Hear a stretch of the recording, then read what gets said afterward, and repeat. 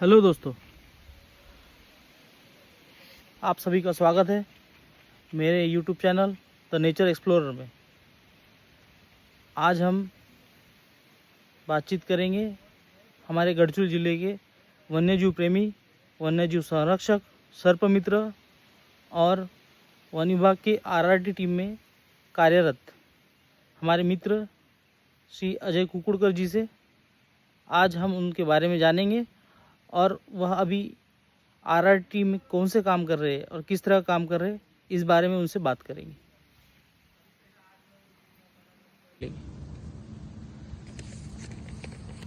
नमस्कार अजय जी। माझं नाव अजय कुकडकर आहे।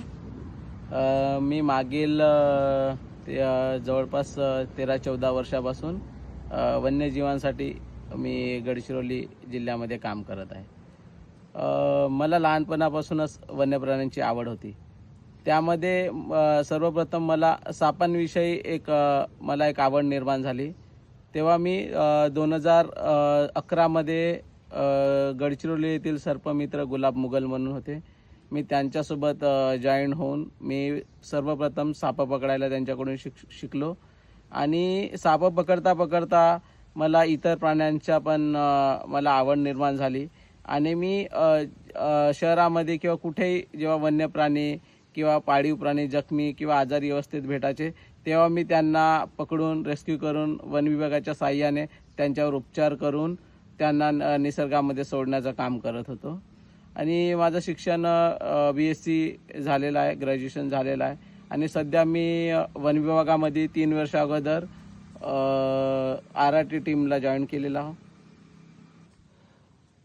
तुम्ही जसे म्हटले अजयजी की तुम्ही आरआरटी टीम जॉईन केली आहे, तर आमच्या प्रेक्षकांना हे सांगा की आरआरटी म्हणजे नेमकं काय आहे आणि याची निर्मिती कशासाठी करण्यात आली गडचिरोली जिल्ह्यात?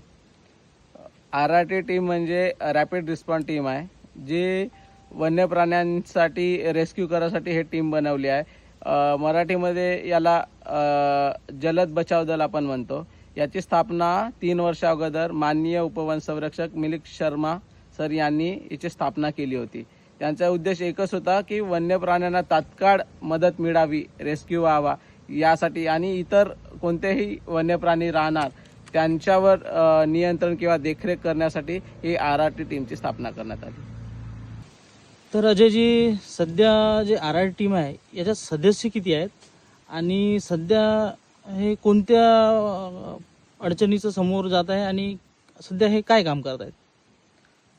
सध्या आरआरटी टीममध्ये 6 लोकांची आमची टीम आहे आणि सर्वांना माहीतच आहे सध्या गडचिरोली जिल्ह्यामध्ये रानटी हत्तीचा कळप आहे, तो दाखल होऊन इथे आहे।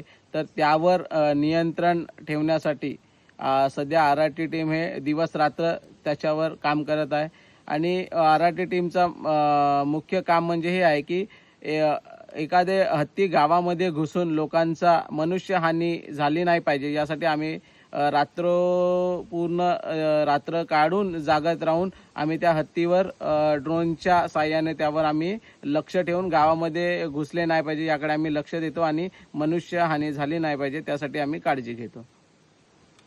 तर अजयजी, आपल्या गडचिरोलीत याच्या अगोदर रानटी हत्ती म्हणजे हे नवीन गोष्ट आहे। याच्या अगोदर आपल्या जिल्ह्यात रानटी हत्तीचा वावर नव्हता, तर हा वावर आपल्या गडचिरोली जिल्ह्यात कधीपासून आहे आणि कसे काय आपल्याकडे ते हत्ती आले याच्याबद्दल थोडं माहिती सांगा आमच्या प्रेक्षकांना। आपल्याकडे हत्ती जवळपास 3 ते 4 वर्ष अगोदर ओडिशा राज्यातून छत्तीसगड मार्गाने आल्याची आम्हाला माहिती मिळाली आहे। त्यानंतर ते मुरुमगाव साईडने इकडे एंटर झाले आपल्या जिल्ह्याकडे आणि जवळपास यांची आले त्यावेळेस संख्या यांची थोडी कमी होती, पण आपल्याकडचं यांना वातावरण सूट होऊन राहिलं त्यामुळे इकडे त्यांची ब्रीडिंग होत आहे, त्यांना पिल्ले वगैरे आपल्या भागात होत आहे आणि त्यांची संख्या आता थोडी थोडी इकडे वाढत आहे आणि ते आपल्या शेतीचा जो आहे शेतीच्या पिकावर ते खातात पावसाळ्यामध्ये आणि उन्हाळ्यामध्ये जंगलामध्ये वगैरे ते खाऊन आपला या ठिकाणी आता ते स्थायी झाल्यासारखे आपल्या ठिकाणी आहेत सध्या। अच्छा, तर तुमचं म्हणणं असं आहे की हत्तींना आपल्या गडचिरोलीचं वातावरण आणि झुडपी जंगलच आहे आपल्याकडे, तर तो म्हणजे त्याच्यात ते रमलेले आहे आणि त्यांना खूप चांगला चारा मिळत आहे असं तुम्हाला म्हणायचं आहे. हो, कारण की गडचिरोली जिल्हा म्हटला तर सर्वांना माहीत आहे की गडचिरोली जिल्हा हा जंगलाने पूर्णपणे व्यापलेला जिल्हा आहे. त्यामुळे इथे झुडपीसोबतच मोठे मोठे जंगल पण आहे आणि एकदम त्यांना वातावरण हत्तींना राहण्यालायक या ठिकाणी आहे. त्यामुळे हत्ती सध्या या ठिकाणी आहेत. तरी आपण सांगू शकता का सध्या जे हत्तीचा कळप गडचिरोलीत आहे त्याच्यात किती म्हणजे हत्ती आहेत किंवा त्यांची संख्या किती आहे गडचिरोली जिल्ह्यात सध्या हत्तींची? अ, हत्तींची संख्या जवळपास 30 ते 32चा एक कळप आहे आणि काही दिवसापासून एक टस्कर पण आहे आपल्याकडे फिरत. अच्छा. तर हे सगळं सध्या गडचिरोली जिल्ह्यातच आहे की मग गडचिरोली डिव्हिजनमध्ये आहे की गडचिरोली जिल्ह्यात आहे? गडचिरोली जिल्ह्यात म्हणता येणार, पण गडचिरोली डिव्हिजन आणि वडसा डिव्हिजन या 2 ठिकाणी सध्या हत्तीचा वावर आहे. आणि ह्या हत्तींमुळे शेतीचा जो नुकसान होत आहे मुळे तुम्हाला जे गाववाल्यांचं जे अडचणी आहेत ते सांगतात, तर ते कशा प्रकारच्या अडचणी आहेत ते तुम्ही थोडं सांगू शकाल का? शेतकरी कशा प्रकारे अडचणी आहे सध्या? हत्तीचा कळप हा थोडा मोठा असल्यामुळे आणि त्यांचं खाद्य सध्या ते आपल्याकडे धान लावले आहेत, त्याच्यामुळे हत्ती रात्रोला त्या शेतामध्ये येऊन पिकाचे नुकसान करत आहे. पण वन विभागाचा पूर्णपणे प्रयत्न आहे की जास्तीत जास्त त्या लोकांना नुकसान भरपाई देण्यात यावी आणि जेवढ्या लवकर त्यांना नुकसान भरपाई देण्यात म्हणजे कशी देण्यात येईल याकडे वन विभाग नेहमी प्रयत्न करत आहे. अच्छा.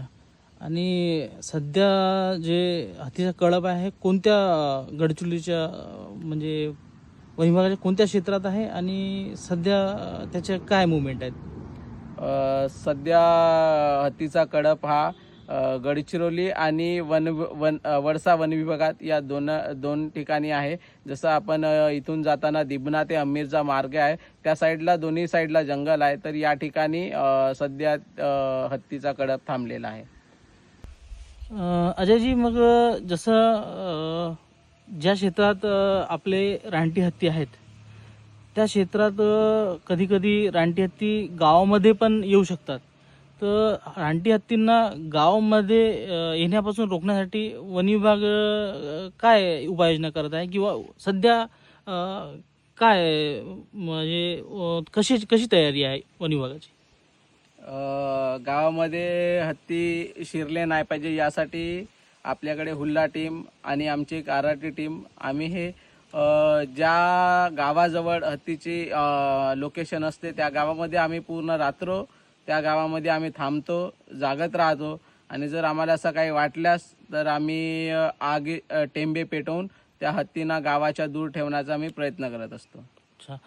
आणि जसं तुम्ही सांगितले आर टीम आणि ते तर तुम्ही त्याशी सांगितले का त्याचं कशा प्रकारे हे तयार करण्यात आली, पण हे हुल्ला टीम म्हणजे काय? हुल्ला टीम म्हणजे एक पश्चिम बंगालमध्ये आपल्याकडे तसा हत्ती हा नवीन विषय आहे आपल्याकडे. या अगोदर आपल्याकडे हत्ती नव्हते, पण पश्चिम बंगालकडे हा हत्ती त्यांच्यासाठी रोजचा विषय आहे. त्यामुळे तिकडेचे लोक लहानपणापासून हत्तीसोबत ते वावरून आहे.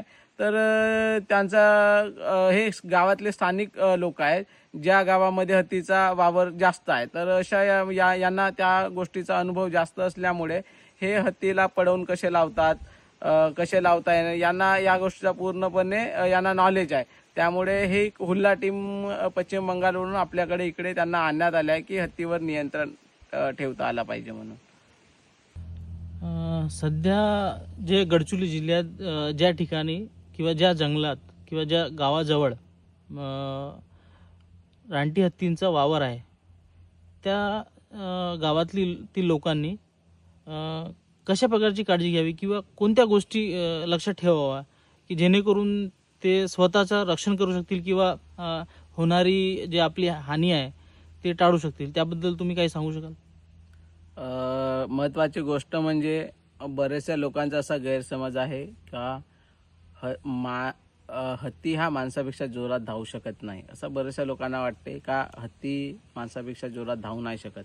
म्हणून बरेचसे लोक सेल्फी म्हणा व्हिडिओ काढण्यासाठी नेहमी हत्तीच्या मागे जाऊन त्यांना चिडवण्याचा प्रयत्न करतात आणि सेल्फी काढण्याचा प्रयत्न करतात. तुम्हाला माहीत असेल काही दिवसाअगोदर कुनगाडा साईडला पण असंच सेल्फी आणि व्हिडिओ काढण्याच्या चक्करमध्ये एका मुलाचा हत्तीनं त्याला ठार केला होता. पण ज्या ठिकाणी हत्ती असतात त्या ठिकाणी लोक पहिली गोष्ट तिथं जाणार टाळले पाहिजे, त्या ठिकाणी जाऊ नये. किंवा शेतामध्ये बरेचसे लोक शेतामध्ये हत्ती घुसले म्हणून फटाके घेऊन रात्रीच्या वेळेस तिथं जातात. पण वन विभागाकडून नुकसान भरपाई 100% देण्याचा 100% तर देतातच. त्यामुळे स्वतःचा जीव धोक्यात घालून शेतामध्ये पण रात्रीच्या वेळेस किंवा जंगलामध्ये पण ज्या ठिकाणी हत्तीचा वावर आहे त्या ठिकाणी लोकांनी जाऊ नये. तसा गडचिरोली वन विभागाकडून एक ॲप तयार करण्यात आला आहे ज्याचं नाव हत्ती मित्र म्हणून आहे. त्या ठिकाणी आपल्या वन कर्मचाऱ्यांकडून त्या ठिकाणी हत्ती ज्या क्षेत्रामध्ये आहे त्या क्षेत्राची माहिती तिथे टाकण्यात येते आणि लोकांपर्यंत पोहोचला पाहिजे का या ठिकाणी हत्ती आहे म्हणून, त्यासाठी वन विभाग पण काम करत आहे. तसेच जर लोकांना पण जर हत्ती कोणत्या क्षेत्रामध्ये दिसली असेल तर वन विभागाला सर्वप्रथम त्यांनी माहिती द्यावी आणि कोणीही त्यांच्या जवळ जाण्याचा प्रयत्न करू नये. अच्छा, जसं काही वेळा असं होते की हत्ती दिवसा तर निघत नाही, असं रात्रीच निघतात. परंतु कधी कधी ते दिवसा पण आढळतात किंवा दिवसा पण मुवमेंट करतात. तेव्हा आपण कशा प्रकारे त्यांना म्हणजे कशाची काळजी घेतली पाहिजे त्यावेळी? तसा पाहता हत्ती दिवसा मुवमेंट म्हणजे नाहीच करत. दिवसाला तर हत्ती बाहेर निघतच नाही. पण जर एक रोड असेल, रोडच्या बाजूला जंगल असेल ज्या ठिकाणी ते आराम करतात, अशा वेळेस जर आपण तिथून जात आहोत तर आपल्याला कधी कधी सायंकाळच्या वेळेस थोडा अंधार पडायच्या पहिले ते बाहेर निघू शकतात. अशा वेळी त्या रस्त्याला जाणं, जसं आता डिबना रोड आहे त्या रस्त्याला सायंकाळी निघण्याचे चान्सेस असतात. अशा वेळी त्या रस्त्याचा वापर थोडा काळजीपूर्वक करावा. अच्छा, आणि मी पाहिले मागच्या वेळी काही गाववाले फटाके फोडतात आणि तुम्हीच पण जसं सांगितले की काही लोक फटाके फोडतात. त्याच्यानं काही फरक पडतो का? कसं आहे, फटाके फोडून हत्ती म्हणजे त्याला काय आपण हत्ती चिडू शकते. म्हणजे आपण जर त्याला जवळ जाऊन जर त्यापेक्षा जर हत्ती आहे ज्या मार्गाने हत्ती जात आहे त्या मार्गाने आपण त्याला जाऊ दिलो तर कसं जीवितहानी होणार नाही. पण त्याला फटाके फोडून त्याला चिडवण्याचा तरी प्रयत्न करू नये. अच्छा, म्हणजे गाववाले जे फटाके फोडतात ते त्याच्यामुळे ते चिडून गाववाल्यांवर येऊ शकतात, हा. असं तुमचं म्हणणं आहे? हां. अच्छा, ठीक आहे अजयजी, तुमच्यासोबत बोलून खूप चांगली माहिती मिळाली आणि तुम्हाला अजून अनुभव आहे. तुम्ही टायगरसाठी पण काम केलं आहे, सर्पमित्र म्हणूनही काम केलं आहे. तर सध्या आपण हे मुलाखत इथंच थांबू आणि समोर तुम्ही अजून एकदा आम्हाला मुलाखत द्याल असं मी ग्राह्य धरतो आणि तुमचे खूप खूप धन्यवाद. धन्यवाद. तो ये थी हमारी बातचीत वन्यजीव प्रेमी और हमारे मित्र अजय जी के साथ. अजय जी को वन्यजीव के लिए काम करने का काफ़ी अच्छा अनुभव है, तो हम आगे भी उनसे बातचीत करेंगे और मेरी कोशिश रहेगी कि मैं अपने चैनल पे ऐसे लोगों से बातचीत करूं जो ग्राउंड लेवल पे काम करते हैं, क्योंकि उन्हें ही पता है कि ग्राउंड लेवल पे या बेसिक लेवल पे काम करने पर क्या परेशानी है और उसे हल कैसे किया जाता है. उम्मीद करता हूँ आपको ये मुलाकात पसंद आई होगी और प्लीज़ मेरे इस नए चैनल को लाइक और सब्सक्राइब कीजिए. धन्यवाद.